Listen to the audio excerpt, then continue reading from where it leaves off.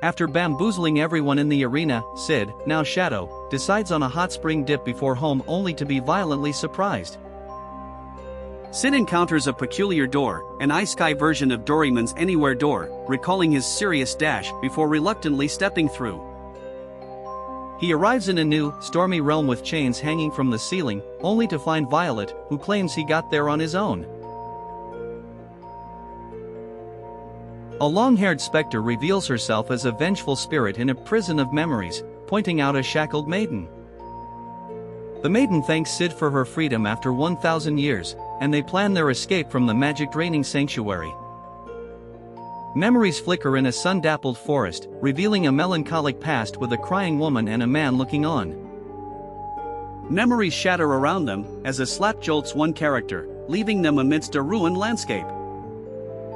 Crying achieves nothing, Violet declares, preparing to end a memory of her past self as Sid swiftly moves towards an injured knight. A knight attacks, as the sanctuary rejects them. Violet, without magic, resorts to simply squishing reanimated corpses under her heel.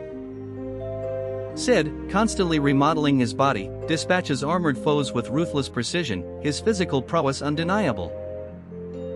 As they battle, Sid promises a quick end, even as his stamina dwindles without magic, ending with an apology.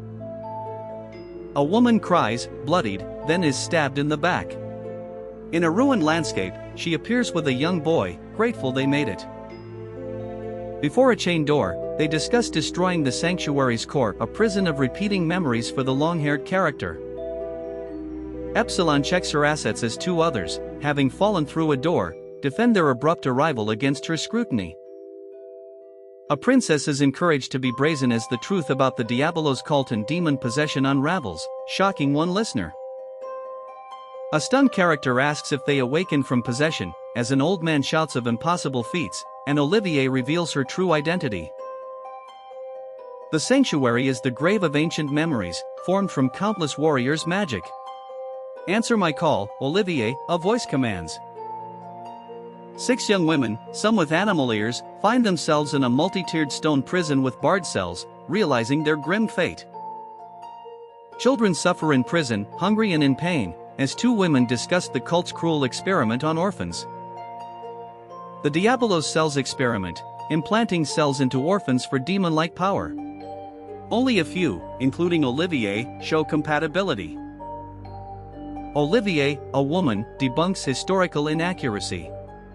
The cult's true intentions for battling Diabolos, however, remain shrouded in mystery. The cult seeks to monopolize Diabolos' cells. The demon's left arm, severed by Olivier, became the source for a medicine promising immense power and immortality. A man takes a red tablet, recognized as Xenon's. The medicine's defect is hinted at, drawing a query about its imperfections. An older man, whose stress caused hair loss, explains that Diabolos drops, a potent medicine, with only 12 drops produced annually for the Knights of the Round. Nelson the Avaricious, 11th seat of the Knights of the Round, acknowledges his opponent's intelligence but warns they are in his territory now. Delta punches a man, splattering blood. Gamma and Zeta comment on Delta's wildness, who defends hunting him down, believing she did nothing wrong.